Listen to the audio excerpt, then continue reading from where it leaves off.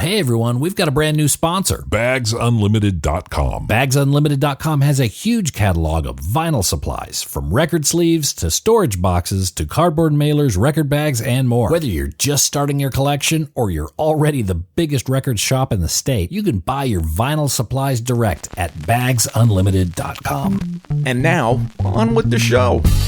Welcome to The Vinyl Guide, the podcast for record collectors and music nerds. Here's your host, the biggest record nerd of them all, Nate Goyer. Well, hello, everyone. It's Nate.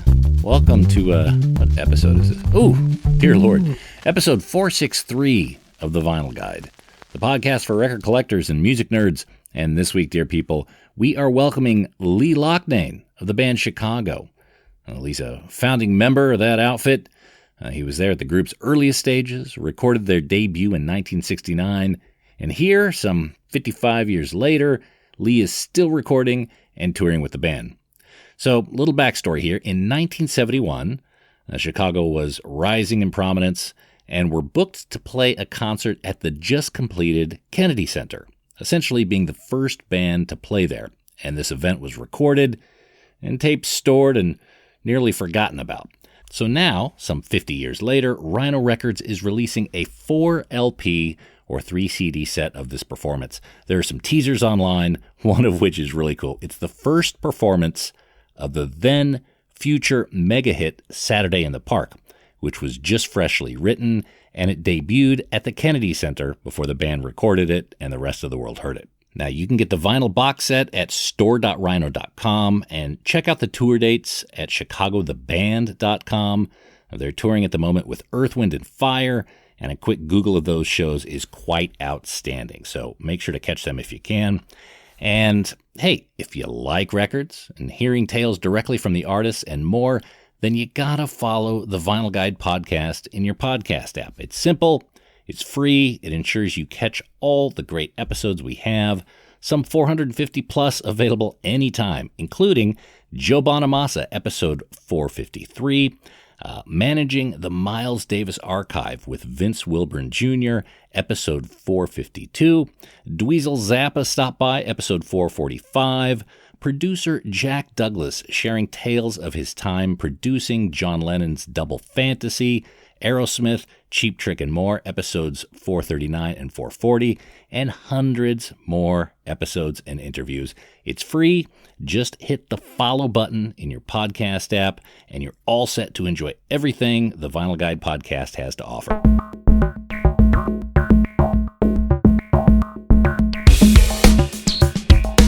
All right, with that, let's get into our conversation with Lee Loughnane of Chicago. Good morning. Hello. How you doing, Nate? Good, Lee. Thanks for making the time. And problem. We're here celebrating many things, including this 1971 Kennedy Center recording. Yes. And I'll put the links in this episode page. And really, just to start off, Lee, 100 million records sold. 47 gold and platinum records, 70 songs that made the charts. You're inducted in the Rock and Roll Hall of Fame. And now you're talking to me. So my big question is, what did you do wrong? Everything is right. Everything. To be able to do what we're doing this much time later is like unprecedented. And I mean, even a dummy like me can figure that one out. Well, you couldn't have been too dumb to navigate all those choppy waters. It's been up and down too. When we first started, there was a time where the you can do no wrong period. And when that ended, which we never thought that it would for some reason, I mean, it seemed like it was so easy. When that started getting a little more treacherous, then we had to start figuring out how to navigate through problems, right, and then come back up and always at points where the career started getting a little sketchy, one of us would step up and do more. And that got us through it somehow. Right. Well, before we talk about the Kennedy Center recording, let's go back to the beginning, which is kind of around the time of the Kennedy Center recording anyway. Sort of. So the band starts out and playing with some incredible legends: Jimi Hendrix, Janis Joplin, Right. several others. I think if I'm Well, not wrong, Jimmy opened for Chicago Transit Authority. Is that right? Jimi Hendrix? Yeah. Oh, no, no, no, no. It was the end of his career. He was selling out arenas, Oh, and, okay. and we opened for him. We Got would it. come out and play a short little set, the new up and coming band that he wanted on the road with him, and the audience was going, "Well, we want Jimmy, we want Jimmy, we want Jimmy." We were going, "Hey, shut up and listen for a while. We got a few songs to play, and then we'll be done. And then Jimmy's coming out." But that gave us our foot into the business, Jimi and Janis, and that was like their last hurrahs. Both of those tours. I don't think they toured much after that, if at all. And Jimmy died shortly after that. Hmm. So, which was very unfortunate because we were looking at. He was talking about using us on his next record. Wow. Yeah, Okay. Far out. Oh, that would have been incredible. Yeah, it would have been especially that something horn different. ensemble. Right. Yeah, it would have been something different. That's for sure. It's funny. Tomorrow I'm talking to Eddie Kramer all about the making of Electric Lady Studios. Oh, no kidding. Yeah. Yeah. So I don't know how much that he would know about that because it was just Jimmy talking to us casually. Sure. I don't think there was anything ever specific put down. It was, "Hey, I want to have you guys on my next record," that type of stuff. I Right? think Jimmy said that to a lot of people. Hey, let's jam. Let's I get wouldn't, together. I wouldn't doubt it. Yeah. Yes, that's Now, right. interestingly enough, we had Billy Gibbons on at one point, and Okay. he was talking about how Jimmy used to take a record player, a stereo system, on the road with him, and he had two No burly kidding. guys that would haul the thing around, plus his Oh record my collection. You remember that? No, no, I can't imagine him actually really doing that though. That would be so cumbersome. Hmm. You think he really did that? I don't know. He's Jimi Hendrix. He was doing all sorts of things. I didn't see it, but we were in Holiday Inns. That Yeah. we'd go into his Holiday Inn room, smoke a joint with him, and talk. Oh my God, we're sitting here with Jimi Hendrix. Ooh, you know. Did you ever do Great. any jams? Did you ever join him on stage or do an improv, or even practicing in the hotel? Any of No, that? No. Terry might have, but I don't think he did either. Terry really wanted to play with Jimmy. Now, Jimmy was a big fan of Terry's, from what I Yes, understand. exactly. Wow. Yeah, Okay. yeah. And just, wrapping up that kind of part with Jimmy and Janis, what are the sort of things you learn from working with folks like that, especially earlier in your career? Well, you learn that they think like everybody else. How long are they going to be able to do this? Why are they in the position that they're in? See how happy they actually are with how their career is going, whether they think it's going up or down. They're human. And that's what you find out. Okay. Taking away any life lessons, that both of them seem to be in pretty good positions in life and career at that point. So I would And imagine they it would were, be encouraging. except Jimmy was upset that he kept playing the same licks over and over again. Uh, I think Terry got to the point where he was doing somewhat of the same thing. And I don't know if I don't know how you keep going further with the extent of greatness that those guys were already at. I mean, Terry played something different every night, but because he played similar things during the course of a solo, he felt he was playing the same licks. And I think Jimi Hendrix was probably thinking along those same lines, yeah. and being upset that he wasn't being completely new every time he touched his instrument. Yeah. You know what I'm saying? Yeah. He was relying on things. There seems to be a trajectory, and certainly Chicago has followed it, where the band went from an audience that were very accepting of high improvisation to having hits and developing an audience who wants to hear the songs as they are on record. So That's exactly right. And we still do that now. And we have, like you said, there were 70 hits that charted to the top 40, right? And not many people can do that. And we don't have enough time during the course of a show to play all of those songs. nor would they actually really want to hear all of those, because in a live performance, the the reason we play the songs that we do are because they work every night. And we put them in a certain order to build the show. So it starts on a high note, and then you bring it down a little bit, and you just sort of adjust it. And then, hey, how you doing, folks? Hey, have a good night. We're going to play a bunch of hits for you, and then move the show along. By the time we end, we're back up on the high note again. So the whole point, and it sounds good enough where for 57 years, they've wanted to come back and see it again. Hear it and see it. And we're putting the show together. So by the time we get to the end of it, it leaves everybody on a high note, and they really want to come back and see it again because we've done well. There's 3 out of the original 6 members of the band still out on the road live every night. And that's half of the band 57 years later, which is, I think, probably unprecedented. That's good. Yeah. Not so bad.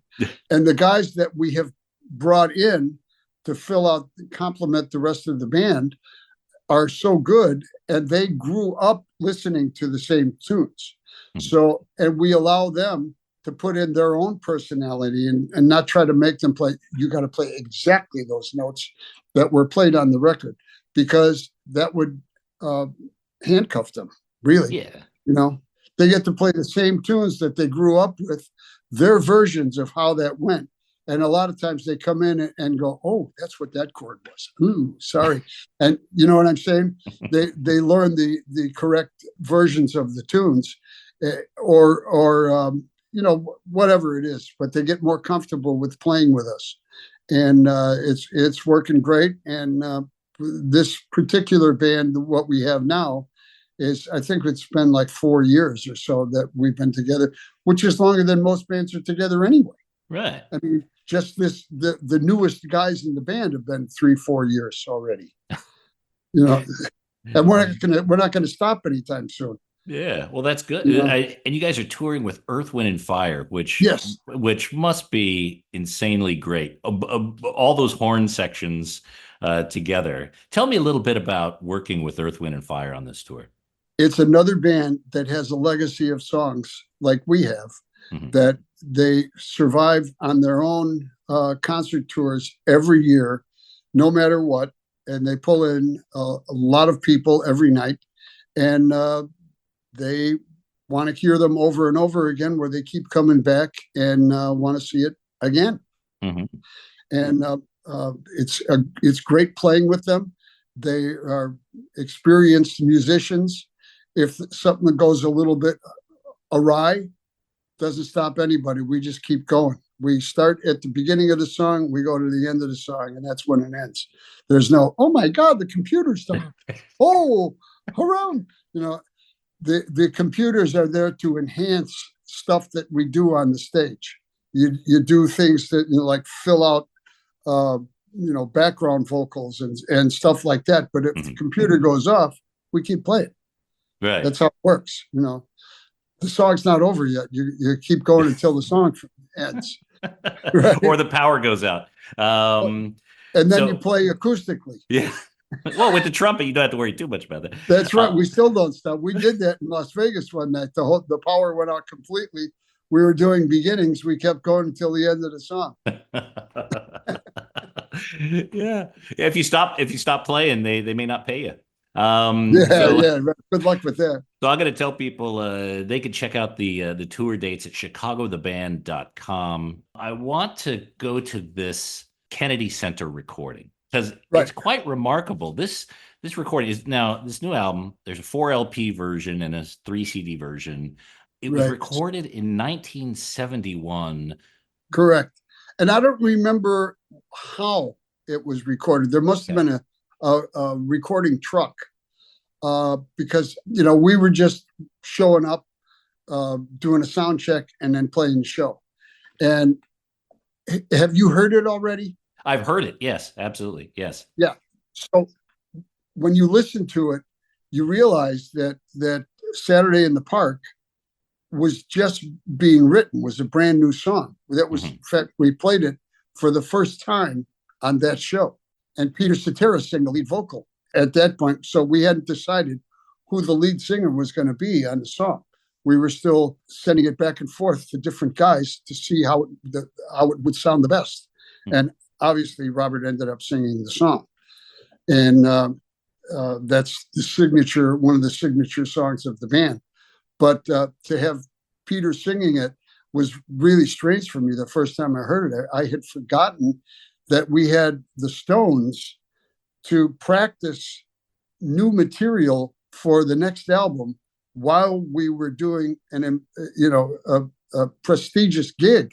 This is the first time a rock and roll band had played that venue. It was a brand new venue. And we were just going, okay, it's another show. We're going to get ready for the next album. And we were practicing our songs. And like I said, that was the time when we could do no wrong. We could get away with virtually anything and it would be accepted. So very strange. Was it common for you guys to debut material before recording it? I mean, what Yes. was the writing process? Okay. Okay. It was very common. And as a matter of fact, even after we recorded it, we were still adjusting the arrangements while we were on the road. So it didn't sound exactly like it was recorded after the record came out. The thing that does remain the same is the arrangement of the horns, because if we started trying to improvise every night, there's no horn section. You can't. Three guys can't go up there and start playing solos. You got to play the arrangement like any other big band did before and now or forever after. Yeah. You got to play the arrangement, and then when you play solo, you're on your own there. So Terry and the rest of the rhythm section, they took sometimes too many liberties with changing up how they were going to do it, and they didn't always gel with each other. And so you never knew from night to night if Danny was going to play, what kind of fills he was going to play, if he was going to end up on, 3.5 and not quite 4, and then start back on 1, hit that cymbal crash on 1. He might start on 2 of the next bar. We'd have to turn around and see when that cymbal crash was going to be to figure out where 1 was, Well, there's some charm to that, of course. You got that human element. Exactly. Yeah. So how would the band write material? There was a rehearsal space. You would kind of chew it up, work it through as a band, and then do a few gigs before recording. Kind of how did it typically? I know it wasn't 100% that way every time, but how did it? No, a lot of times the song would come in on a little cassette. We'd listen to the cassette. Most likely there were some charts, basic charts that were written. Jimmy might have come up with a basic horn part, and we'd start playing the song. Just count it off and play. And the singers would not sing initially. We would just play the track down over and over until we start getting that. Then we'd add the background vocals and leads. Okay. And usually we were on the road, or even when we were off the road, the singers didn't want to blow their voices out. So they would wait to sing the lead vocals when it was like on, when the red light's on, Right. And that's the way it went back then. Mostly written in Holiday Inns, it sounds like. A lot of that, yeah. Mm-hmm. Jimmy wrote the ballet on the road, and he was still writing the ballet while we were recording it in 71. That was the ballet came in the second album, right? Mm. Yeah, so 69, 70. There's like 4 albums in that. I know period. there was a lot of playing, a lot of writing, a lot of recording, and they're all Roman numerals too. Your band taught me Roman numerals. Well, Chicago Transit Authority, that whole story about the bus line. Yes, they did threaten to sue us because of using the name. I think Mayor Daley sigged them on us and said, "Get these hippies out of there. They're giving us a bad name," or whatever. They were angry about something that we did. So we changed it to Chicago, on the liner notes of the first album. If you want to call them anything, call them the city that they came from, Chicago. But people were thinking that we were CTA, Chicago, and Chicago Transit Authority, and a lot of people thought it was three different bands. Mm-hmm. So it helped ultimately to change the name of the band to Chicago and just leave it there. And then after that, we named each album Chicago. That's why the Roman numerals came in, because they had to differentiate the records from one another. Mm-hmm. And the second album, which is now Chicago 2, was only Chicago. Right. And then the third album became Chicago 3, and Carnegie Hall was Chicago 4, and so on. I guess he's lucky you didn't change your name, the band name, to Mayor Daley. Correct. Mayor Daley 2. Yeah, so it's still like there's still Roman numerals, even when you have albums named Hot Streets and things like that. There's still a Roman numeral. That was at the point we were trying to change from the Roman numerals. Okay, let's do something new, something different, and we tried Hot Streets, but that was 12, right? Right. Yeah. So, what are you going to do? There's still a number to it. People wanted. They liked not only. We also did a survey to see if they wanted our pictures on the record, and they liked the logo better than the pictures, which I think eventually, or retrospectively, worked for us, because the logo is what sells the band. Yeah. Tell me about that logo. That logo's been with you since very early day. I mean, really, kind of album one. It's there, and it's like Coca-Cola. Exactly. It's exactly, and it was probably, I think it was stolen from Coca-Cola, because you can see the similarities in it, right? Well, there's enough difference. If any lawyers are listening, there's quite a bit of difference there. Well, it's been 57 years, so if they were going to come after us, they would have gotten us by now. So it has worked great, and we are now preventing other people from using our logo, and they're going, "Oh, you guys are still together? Come on. We sold 100 million records, and this is worldwide, but you still have to go into court and convince people." It's really bizarre, and it happens a lot where the logo is abused or used without our permission. You guys may still be playing when that logo slips into public domain. Yeah. What is that? 75 years? Is that? I think it's like 25. 90. I think Disney pushed it out 90? To 90, something like that. I don't know. We had to ask a lawyer. So, do you remember who created that logo? Where did that come from? What's the origin? That was at CBS Records. That was. I can't think of their names right now, but it was the record department at CBS Records, and Nick Fasciano, I believe, was the guy who came up with the logo. And there were two guys who did that stuff back then, and Nick was one of them. And he has come to shows since then with family and grandkids and all of that stuff. It's amazing, but that the legacy that we have built with people and records. Yeah. So the CTA album comes out, the very first album. It's a double album, which I think, correct me if I'm wrong, but your first album being a double album on a major label, that's a big commitment from a record label to go into that level of, two records right out of the gate means you got the support of the label.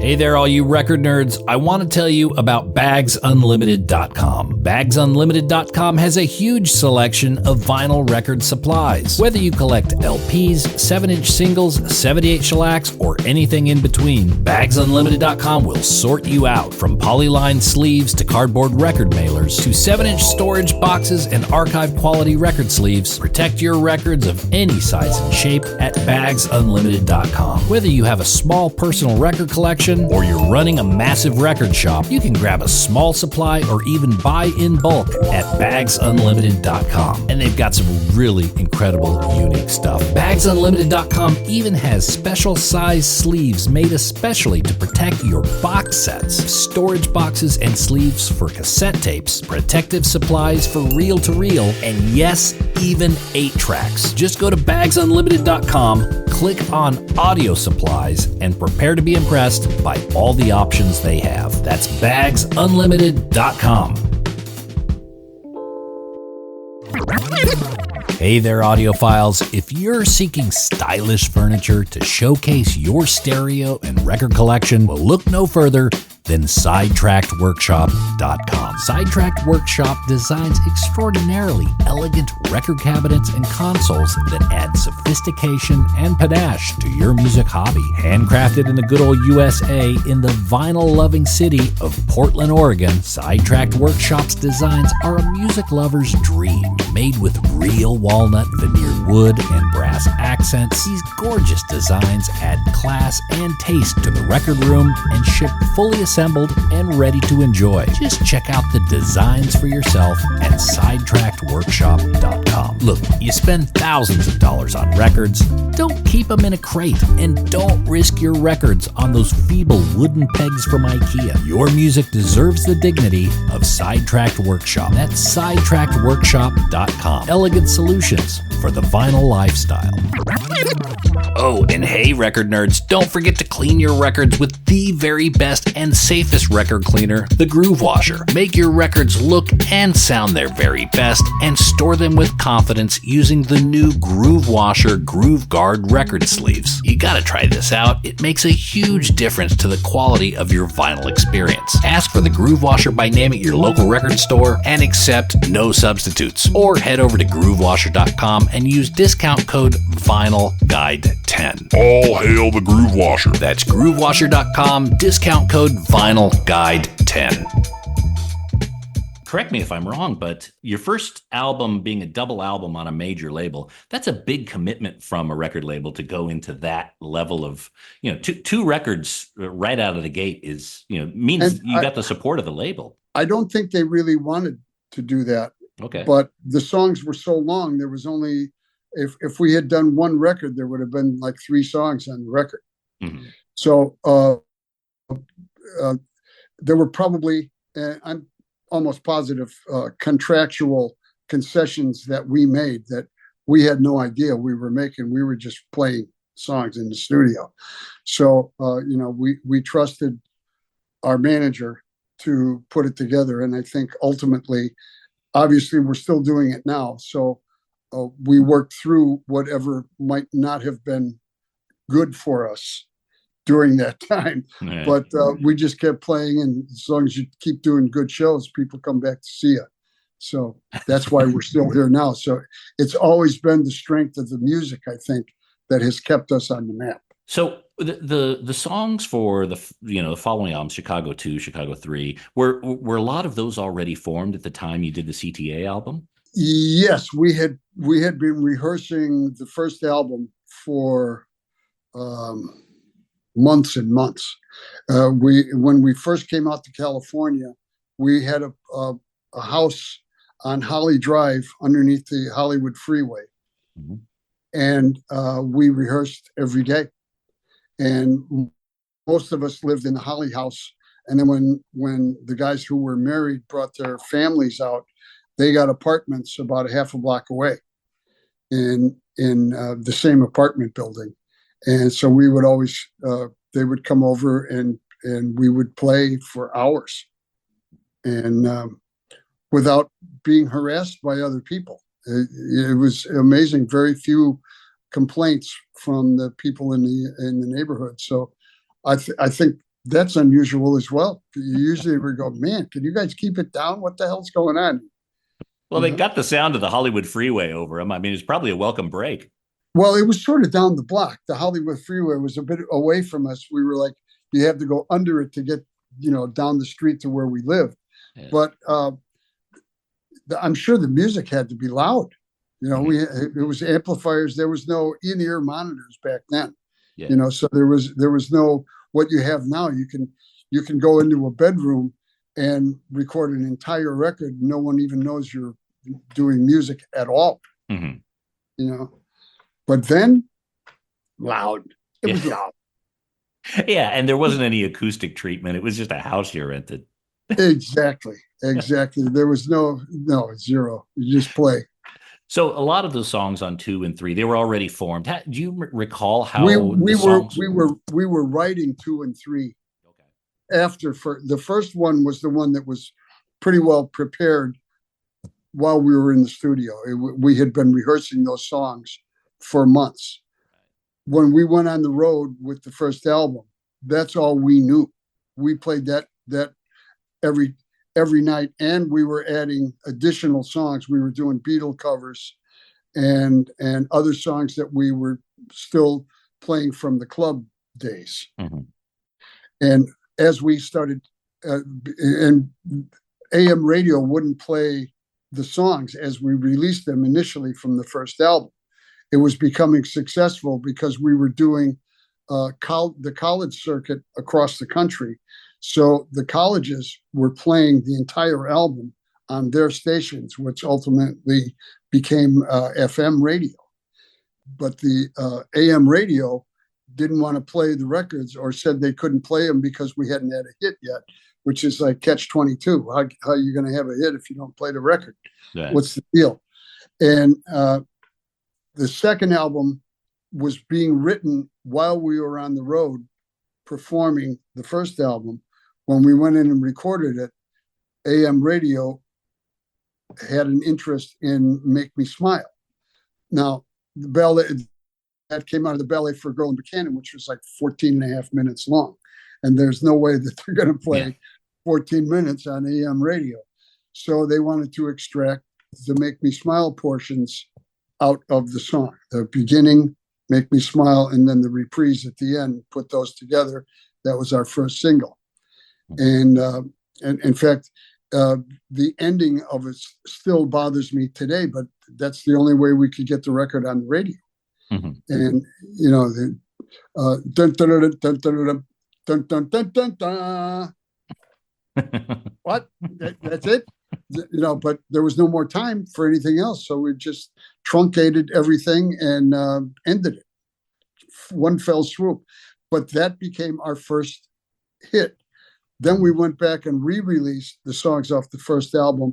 Then they became hits. Was there some, I imagine there was probably some time in that first year, but in that cycle before that single, that there was a bit of a question mark. Like, how are we going to keep this momentum up? Oh, yeah. Yeah. We didn't, well, when we were doing the first album across the country, we were writing music, and, you know, we were pretty well assured we were going to be able to record a second album, but we had no idea that there would be a third album, and then that would be successful, and the first album would stay on the charts for a couple, 3 years, you know, and the top 100 or top 200, whatever it was back then, it stayed on the charts, I think, within the top 100 for like 2 years running, and continually selling the whole time. So it was, we didn't know. Yeah. We were just playing and having a good time, whatever we thought was a good time. Well, it sure looks like you guys had a good time. There's now inside that sort of environment, you guys are, I mean, you're young, you got a lot of energy, recording, you're touring, you're starting to get on this sort of success, but it seems like it was also a bit exhausting. I mean, I'm sure there was, you know, this is all kind of the environment leading up to this Kennedy Center recording. Yeah. Right? Well, you know, youth is wasted on the young. we had so much energy. It was unbelievable. You know, crazy type energy. And we got away with doing stuff that was probably less than stellar musically a lot of times, because we were just wildly popular back then. And it was the brand new thing. We were the quote color of the month type stuff. And we got away with a lot. And when the Carnegie Hall album came up, that was unprecedented, because no rock and roll band had done that before. I think the Beatles had actually played Carnegie Hall, but they went in like one day and they played like 4 or 5 songs. I mean, we did an entire week and sold it out and played. We did, I think, 8 shows in 6 days. Yeah. And then when CBS or Rhino came to us and wanted us to remix all 8 shows, which, you know, the original Carnegie Hall album was what they thought they cherry picked the best songs of the 6 days of the 8 shows. And that was the first out. That was the Carnegie Hall album back then. Me and Tim Jessup took all 8 shows and made 8. I mean, if you ask me now, which one was your favorite? I have no idea. I heard those songs so many times. We heard those songs so many times. It was right through COVID. It took us 10 months to do the Carnegie Hall album. So it's amazing that those tapes and there was also a recent remix of the CTA album. So yes. you're revisiting some of these formative recordings. Are there plans? Are you similar plans for 2 and 3 and beyond? I don't think so. Not at this time. Mm-hmm. But that anything could happen, and I would definitely be up for it if that comes to pass. I think they did. Rhino did Chicago 2, the second album, with a fellow from England. I think they did a second version of that. Stephen Wilson? Stephen Wilson, yes. Okay. Right. So they're probably not going to ask us to do yet another one of those because it's been done. So, but yeah, we would like to have done that as well. They just asked Stephen first.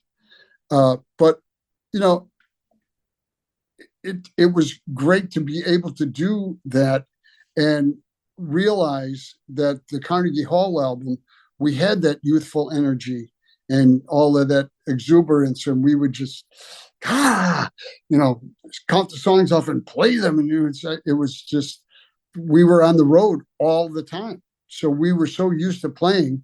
We would come in and do a sound check and then play the show that night. I was always worried about, you know, my chops lasting because we did not have in-ear monitors for the next, probably 10 years. I don't remember. Maybe longer. Yeah. Probably longer. Yeah. But it was always those monitors that was like, I had to start putting cigarette butts or filters in my ears to save my ears because the monitors were useless. That sound was so loud and so blary that it would go right by your head. And you'd have to stand another few feet back just to actually hear the sound. But there wasn't enough room on the stage, and the distance between the sound of the speaker to where it hit you in the head or the ears to be able to hear it well enough. Everything was just so loud. There was never a time when somebody said, "Would you turn that down for me, please?" It was always up. There was always up. There was never down. Right? Crazy. When you were on stage, were you positioned in front of Terry or near Terry's amp? Oh yeah. Well, actually, he was usually in the middle of the stage, and his amp was tilted on an angle so it would hit him right in the back of the head. Okay. And on the other side of his head is a thing called a microphone. So, so when we were mixing those, it was the juggling act to get Terry's vocal out there far enough without bringing up his guitar. So Tim had to do all kinds of weird things to get that guitar out there and the vocal simultaneously. I would imagine anyone in front of Terry's guitar amp probably would have been deaf after a few. Okay, Kennedy set to recording. So let's talk about this. Yeah. You don't recall it being recorded at all. Did you record were a lot of gigs recorded around that time? Was it kind of a typical thing? That one, not all of them were recorded. I think probably very few were recorded. The ones we recorded every night was like a cassette board mix, and then we would listen to that later and decide if we were playing well or not, or what if we wanted to change songs or change arrangements, stuff like that, but never anything of any real quality. Those cassette tapes were disposable almost. Pretty much, and still are today. Yeah. When somebody comes to me with one of those tapes, it's like, can you do something with this? And the answer really is no. It's a stereo tape with really tiny tracks, and that's it. That's all you got. There's nothing you can enhance there. Right. So this particular gig at Kennedy Center, it was known it was going to be special from beginning, to have that sort of kind of care for it. Yeah. So, but for whatever reasons, it was never treated that way afterwards. Mm-hmm. I don't know what the reasoning was. If the powers that be at the time decided that it wasn't good enough, wasn't done well enough, I have no idea. That might not even come into the equation. All I know is that it never went further than, yes, we played Kennedy Center. We were the first rock band to do that. We were entered into the archive, the congressional record, and that's, if you look that up, it's probably there now still. Yeah. But it was years and years. It was probably 20 years before the actual Icon Award situation started taking place. So we have yet to get the Icon Award. We're getting a little long in the tooth now, so we'll see what happens next. Well, you're well on your way, I think. Yeah. So, because it's interesting, because in Blue Note they did a lot of that, to where sometimes they just had more product than they could put out. They had some great sessions from like Lee Morgan and Hank Mobley that for some reason they just couldn't get around, because they had so much going out. And Chicago was a band. You guys were putting out a record every 6 months in that period. We put out a lot of records back then. That's for sure. And it didn't seem like it was ever going to stop. And, like I said, from the beginning, we went, no, it hasn't. But we went from recording the one album, not knowing for sure if we were going to be recording the second album, to getting that one out. And then we had our first hit, and, the momentum kept building, and to where we are now. I mean, we had no idea then, and we just kept doing it, and we're pretty much doing the same thing today. What are your plans for the future? We're going to play a show tonight. Mm-hmm. Tonight is going to be with Earth, Wind, and Fire. We're in the midst of a 30-show tour with Earth, Wind, and Fire, and we got about 9 or 10 of them left. And then beyond that, we're going to play Chicago concerts for the rest of the year, and 2 of which are in Japan. We're going to Tokyo mid-September, and we're going to play a jazz festival in Tokyo. Ooh. And then another show in Osaka. Oh. And then fly back, play Hawaii, a couple of shows in Hawaii, and then come home. You're not going to stop in Sydney? I live in Sydney. It's on the way. Sydney that'd be great to go there again, but no, not this time. Okay. All right. Well, look, if it's a money thing, you guys can crash on my couch. It's fine. So when did you rediscover this Kennedy Center record? When did the recording when did it kind of re-enter your view? I think Rhino really wanted us to put together the Kennedy Center, and they asked if we would do it.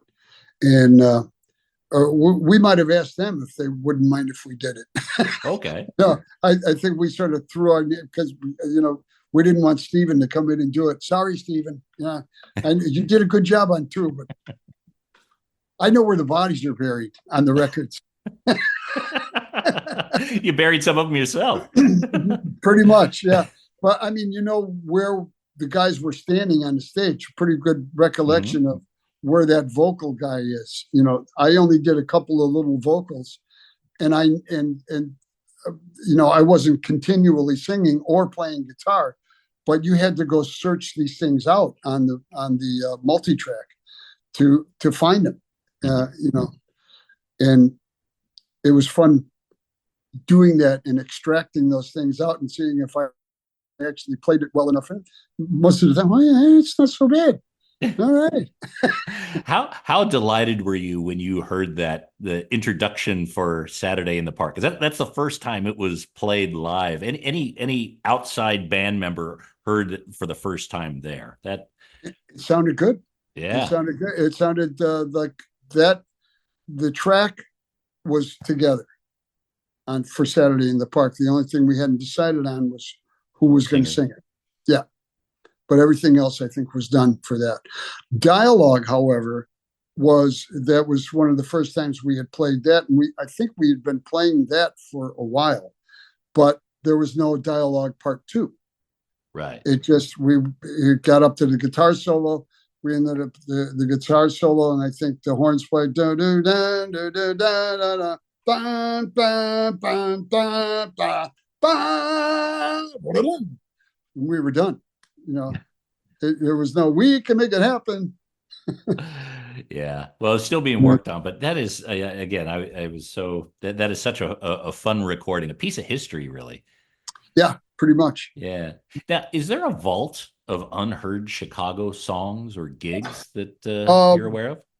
There was, the vault was probably in New York, and an archivist that we hired. Oh my God, he's going to kill me. I can't remember his name right now, but he went in and found the tapes and knew that they were Chicago tapes because he just knew what to look for. Mm-hmm. Brought them back to LA, and he and I sat in the studio, and I was able to tell him what sessions those were. And because a lot of it, we were so busy recording it that the second engineer didn't write everything down. So we had to listen to the stuff and like bake it first of all, so you didn't lose all the oxide as you were playing it, for which would have been the last time. So we had to bake them so that the oxidation would stay on the tape, and we could play it a few times. Mm-hmm. Do you have all the tapes? Is there anything missing from the Chicago library? I think we found everything as close to the original tapes as we could get, and sold all of that to Rhino Records. Okay. Many years ago. Initially, it came back to us contractually after 25 years. And I'm sure that, one of those things on that original contract, and the rights to the masters for the albums will revert to the band after 25 years. And they went, sure, 25 years, that's good. Yeah, no problem. We'll sign that. Yeah, 25 years. You guys would be lucky if you're together for 5, if that long, So all the tapes exist, even multi-tracks, everything still seems to exist. Some of them are harder to find than others, but yes, pretty much the multi-tracks are available somewhere. And, we've used them and altered them or, updated them somehow to make them sound as good as possible. Now, this podcast, we talk a lot to vinyl record collectors. And I would imagine that vinyl is even coming back. What's your reaction to that? The vinyl revival, it went away, and then all of a sudden it just roared back. What's strange is you realize how good the CDs actually sound. Once everyone realized that the original CDs got a bad rap because the record companies, in their zeal and need to put everything back out there and up for sale, we want to get this thing going right away. They used the same masters that they did the vinyl records for, the vinyl masters. They tried to do that and make the CDs from the vinyl masters. And the EQ isn't anywhere near what it needed to be to finish off a CD. There was, the whole spectrum of sound that wasn't covered on the CD. So when they went back and said, they started talking about we remastered them. No, you did it right for the first time, the second time. That's what you did. So you got to resell the same songs over again is what you did. You guys with the suits, thank you very much. But they just wanted that stuff out there right now. So CDs got a bad rap initially, and ultimately they sound better than the vinyl, because on the vinyl, even with the new vinyl, you have to roll off the bass or the needle bounces around. You put too much bass on it, you're going to catch that thing. Put a quarter on it. Right? Yeah, I used to do that. 2 nickels on top made the song play through. Oh yeah, when you go. So you spend so much time on the road. I would imagine you have quite a big, impressive music collection, but you probably don't get to spend that much time with it these days. Is that fair? That is fair. Yeah. That is fair. We play live shows and get on the bus and drive to the next place. Get ready to do another one. So we have that down. Yeah, we know how to do that. If you don't know how to do it by now, you're in trouble. That's a lot of trouble. So I'd be interested to hear some of the music you're listening to these days. Maybe some modern music. What's in your playlist? Well, right now, Ralph Johnson, he's got he's got a jazz show called the Jazz Epicenter, 6.7, and he does it. He makes the shows in his hotel room while they're traveling on the road, and then sends them to a station in LA where they get played. And but he's been sending those shows to me, and I think Jimmy Panko, and we've listened to those a few times. He plays classic jazz, Lee Morgan, Biles, Freddie Hubbard, some of the great stuff. And then other stuff and it all sounds great from the 60s, 70s, 80s and beyond. And it's just really good stuff. That's what I've been listening to most lately. And, when I hear like Jive Samba with Cannonball Adderley, those solos never get tired. Oh my God, the greatest solos. When people ask me the type of music I listen to, it's always jazz and punk rock. Those two genres I think they have so much in common. They're both full of energy. They're not afraid to push boundaries and experiment. Right. Clearly, I never got into the punk rock. No? I don't know why that was, but punk rock never hit me. We've always been on the road, so when punk rock came up, we were too busy, and still are so busy working, that I don't hear a lot of the new stuff. And so I don't listen to the radio much at all, not until I go home, and then I listen to the Beatles station and Real Jazz. Yeah, I listen to those two stations when I'm driving around at home. Fair enough. Well, look, Lee, thank you so much for dropping by and talking records and releases and the history of Chicago. Again, it's an absolute honor to have you on the show. I want to remind folks the 1971 Kennedy Center performance from Chicago is coming out in September. I'm going to put links in this episode page. You can go to store.rhino.com. Of course, to see the band, find tickets and all sorts of other fun trouble, chicagotheband.com. And again, Lee, thanks again for joining us, and you're welcome back anytime, mate. Thank you, Nate. Appreciate it.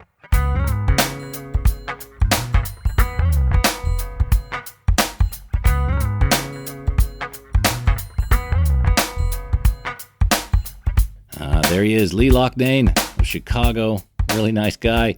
Make sure to check them out on tour, chicagotheband.com. They're playing with Earth, Wind, and Fire, and also that 4-record box set is available at store.rhino.com. And that's it for this episode of The Vinyl Guide. Thank you so much for tuning in.